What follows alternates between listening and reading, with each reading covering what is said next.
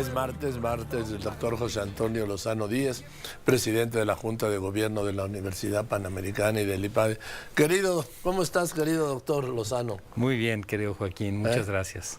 ¿Tú cómo estás ya de regreso y después de cubrir todo lo de Washington? Sí, un poco agripadón por la noche, el madrugadón del martes, sí. Pero no importa, esto se quita, se pasa. ¿Sí? Oye, pues que te recuperes, que estés mal. Gracias.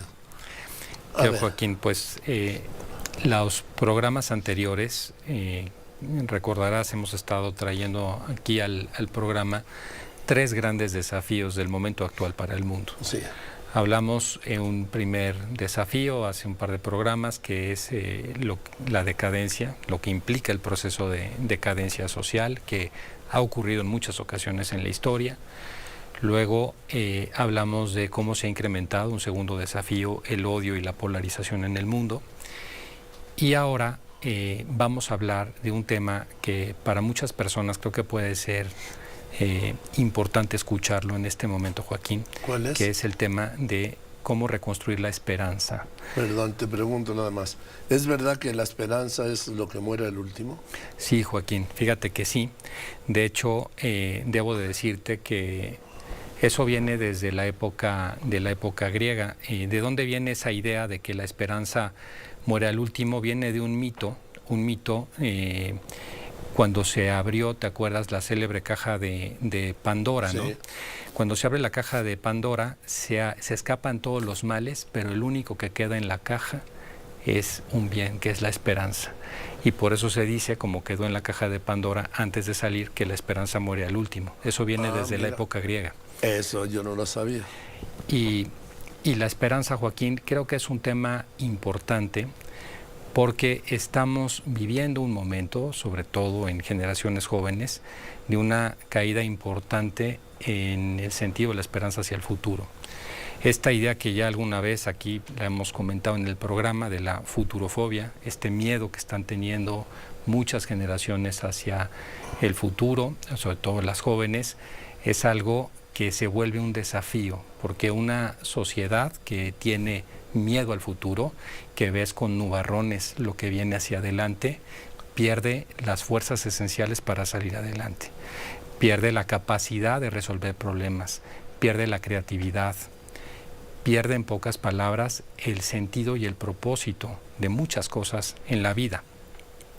Y Joaquín, ¿cómo ha ido viniendo pasando este fenómeno en los últimos años? Yo te diría que este es un fenómeno que tiene probablemente en toda su forma de finales de la década de 1980. En aquellos años eran años de un gran optimismo hacia adelante. ¿Te acuerdas, Joaquín, cuando caía el muro de Berlín, la cortina de hierro, cuando se globalizaba el mundo, ¿no? Aquellos tiempos, ¿no? Que nos tocó ver, ¿no? como testigos? Pues la generación que le tocó ver a eso como la expectativa del mundo que iban a vivir fue la generación millennial. Y los millennial vieron ese momento, y el mundo vio ese momento como que había llegado algo definitivo hacia adelante. El libro más leído, no en vano, del año 1990 fue el de Francis Fukuyama. Sí, el fin de la historia. Hasta aquí llegamos, ya no hay más ideologías, ya ahora todo va a ser un mundo de crecimiento y demás. Pero nos duró una década esa visión del mundo, Joaquín. Empezamos a tener una oleada de realidad que fue llegando al principio del siglo XXI, en el año 2001, las Torres Gemelas, el caso de los trenes en Madrid, unos años después. El peor ataque terrorista en la historia de Europa. Que fue terrible el número de muertos, te acordarás. 200 y más de 1000 heridos. Y años después, Joaquín, tuvimos la más profunda crisis económica que recordemos en 2008-2009. Sí. Y ese era el mundo que cuando empezaban a salir de la universidad veían los millennial. Y esto empezó a significar una especie de decepción muy grande de ellos, al grado tal que empezaron ya a vivir con la idea de que el mundo ha vivido en crisis, estuvo en crisis, nacieron en crisis y seguirán en crisis. Leía yo algunas entrevistas que hacía una profesora de la Universidad Complutense de Madrid, que coincide con otro que yo he visto aquí en México. Cuando tú preguntas a esta generación, oye, ¿cómo ves el mundo? Pues ya lo ven como un sobrevivir, como un estar permanentemente en crisis. Fíjate, Joaquín, que cuando estábamos en ese optimismo de los años 90, si bien estaba ese optimismo, ya se leía en muchos lugares que estábamos empezando a enfrentar un mundo básicamente volátil, un mundo con unos cambios tan acelerados que no nos estaba dando tiempo de digerirlos a la velocidad que se podía. Cuando empezabas a digerir el cambio ya venía otra cosa. Y eso empezaba a generar cierta ansiedad social a pesar del optimismo. Pero después de estas crisis y sobre todo, y yo te diría con mucha claridad y acento, después de la crisis de la pandemia COVID-19 que acabamos de vivir, ese sentido de volatilidad que teníamos se convirtió en un sentimiento de fragilidad a nivel mundial. Hoy el sentido de la fragilidad está inmerso en la cultura, en los comentarios, en las pláticas de los cafés. ¿Qué dice el diccionario que es la fragilidad? La posibilidad de ser heridos. Todo el tiempo estamos pensando que pueden ocurrirnos cosas. Nos sentimos frágiles, poco protegidos hacia el futuro. Y esto, Joaquín, me parece que es lo que rompe la esperanza. Fíjate que veía yo la definición de esperanza en el diccionario y de la Real Academia, y la esperanza siempre supone la espera, como lo dice su nombre, de algo posible, de un bien posible. Cuando se te quiebra la espera, es cuando pierdes la esperanza, cuando dejas de esperar algo positivo hacia adelante. Y eso, Joaquín, es el peor de los males que le puede pasar a alguien. Perder la esperanza, yo te diría que es el mayor mal que le puede ocurrir a cualquier ser humano, porque a pesar de las crisis, quien tiene esperanza tiene la fuerza interior para enfrentar la crisis y salir adelante. Pero cuando has perdido la esperanza, no te queda nada. Simplemente te queda ir flotando, ir sobreviviendo. Ahora, ¿está claro cuándo pierdes la esperanza? ¿O puedes decir incluso, perdí la esperanza, sin embargo hay algo en alguna parte de ti que dice, no, aquí estoy, aquí estoy? Claro. Joaquín, pierdes la esperanza en el momento en que piensas que ya no hay nada más, que ya no esperas nada. Cuando hay un aquí estoy, como el que acabas de mencionar, esa es la esperanza que muere al último. Ahí continúa la esperanza, porque dices, todavía podrían ocurrir cosas, y en ese poder y en ese esperar, en esa factibilidad, todavía alumbras algo de esperanza. Ahora, yo te quiero decir una cosa que es importante. A pesar de todas las circunstancias negativas que nos puedan rodear, Joaquín, y esto es lo que yo hoy quisiera transmitir, cómo construir esperanza en un momento así, tenemos la capacidad de construir esperanza. Y quiero dejar 4 consejos, Joaquín, aquí en el programa y al auditorio que me parecen fundamentales en este gran reto de la esperanza. Los consejos que voy a dar hoy, el programa de hoy está enfocado a la esperanza, a la espera, que eso está en un nivel de la voluntad y en un nivel racional de las personas. El próximo programa, el próximo martes, vamos a tratar del pariente de la esperanza en la parte emocional, que es la ilusión. Y ese es un tema que también vamos a tocar algunos puntos de cómo recuperar la ilusión. Pero hablando específicamente de la esperanza, 4 ideas importantes, Joaquín. La primera es cómo estamos viendo el mundo. A veces vemos el mundo y los males como si lo que está ocurriendo fuera todo lo que puede ocurrir, como si no pudiéramos cambiarlo de ninguna manera.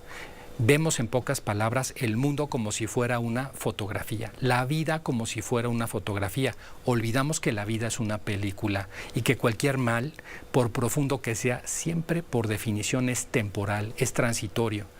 Pero nosotros no lo vemos así, y entonces, aunque ese mal objetivamente disminuya, nosotros nos autoboicoteamos psíquicamente, psicológicamente, para poder caminar hacia allá. Por eso hace mucho bien recordar un viejo, yo digo una vieja paradigma, una vieja frase, un viejo refrán que dice que el momento más oscuro de la noche es justo antes del amanecer. Y qué cierto es esto, Joaquín. Muchas veces cuando pensamos que estamos en el peor momento es porque está a punto de amanecer. Esto nos ayuda a veces, si lo llevamos, y es un consejo que quiero llevar al auditorio, a nuestra vida, a pensarlo, nos puede ayudar mucho a salir adelante. Una segunda idea, Joaquín, es recordar lo paradójico, lo contradictorio de nuestra naturaleza. La naturaleza humana a veces se comporta de maneras poco lógicas. Resulta que superar una adversidad en la vida, cuando logramos pasar ese mal momento y salimos adelante, incrementa nuestra capacidad para ser felices. Eso significa que un corazón cicatrizado tiene muchas más posibilidades de gozar, de disfrutar la vida, que un corazón que no ha sufrido un rasguño. ¿Cuántas veces no lo hemos visto? Personas que en la vida lo han tenido todo, educación, cariño de su familia, etcétera, y viven deprimidas. Y personas que han ido a contrapelo en la vida, que han ido con todo en contra, que son profundamente felices. Y es que, Joaquín, resulta que cuando superamos esa adversidad, se expanden nuestras capacidades. Y las adversidades entonces, vistas desde ese punto de vista, se vuelven oportunidades de crecimiento. Déjame interrumpir, te faltan dos consejos. Sí. Tú podrías aceptar que para encontrar la estabilidad, la sensatez incluso, ¿hay que haberlas perdido? Fíjate, Joaquín, que me encantaría decirte que no, pero te debo de decir que eso es inevitable. Entonces, esa es una regla. Alguna vez lo hemos dicho aquí en el programa, el dolor en la vida, las pérdidas son inevitables. Todas las personas tenemos y tendremos pérdidas, y las hemos tenido en la vida. Pero la tristeza, el sufrimiento, ese sí que es opcional. O te levantas o no te levantas de ese dolor, porque el dolor es parte de la vida. A veces quisiéramos que la vida no fuera así. Nos parece que la vida a veces, inclusive, se nos hace ilógico. Por eso digo que la vida humana a veces parece muy ilógica. Oye, ¿por qué tenemos que tener pérdidas? Es que el ser humano es ilógico, ¿no? Es ilógico por naturaleza, por definición. Las pérdidas están ahí, pero no las queremos. Y las pérdidas están ahí, y siendo que lo lógico es que nos hundan, si las sabemos manejar, nos engrandecen como personas. Entonces parecería que hay como una especie de contradicción, pero esa es la naturaleza humana. Y una de las cosas que es muy importante es aprender a aceptar la realidad que es esa. Ahora que los viernes estamos hablando de los temas que no se aprenden en la escuela, un tema muy importante que además tocaremos este viernes es la aceptación de la realidad. Cómo poder en nosotros no desconectarnos de la realidad. Bien, y vas por el tercer consejo. El tercer consejo, Joaquín, es un consejo que hemos dado aquí en el programa en otras ocasiones y que me parece fundamental. Nuestra vida en este mundo actual es de un gran activismo. Vivimos permanentemente corriendo el lunes porque vamos a trabajar, porque vemos a la familia, porque hacemos ejercicio, cada quien en lo suyo, y los martes y los miércoles y los jueves. Los fines de semana son sociales. ¿Cuándo nos damos tiempo, pregunto yo, en la vida para hacer un espacio de silencio, para bajarle al sonido o al volumen exterior y subirle al interior? ¿Cuántas veces nos sentamos a pensar si este momento de nuestra vida estamos siendo felices? Si en este momento de nuestra vida estamos donde quisiéramos estar o la vida nos ha llevado acá. Si somos capitanes de nuestro propio barco con ese puerto de destino, o somos unas boyas en el mar que las olas nos están llevando y las circunstancias. Si vivimos con un sentido o en el corto plazo. Entonces yo creo que hacer espacios de reflexión y de silencio es importante. Y el cuarto consejo, Joaquín, quizás el más importante de todos, es el que tiene que ver con encontrar, saber definir, saber ver el sentido de nuestra vida. ¿Cuál es nuestro propósito en la vida? Aquí yo cito mucho a aquel psiquiatra austriaco judío que vivió la experiencia de un campo de concentración, que fue Viktor Frankl. Escribió un libro que es un clásico, El hombre en busca de sentido.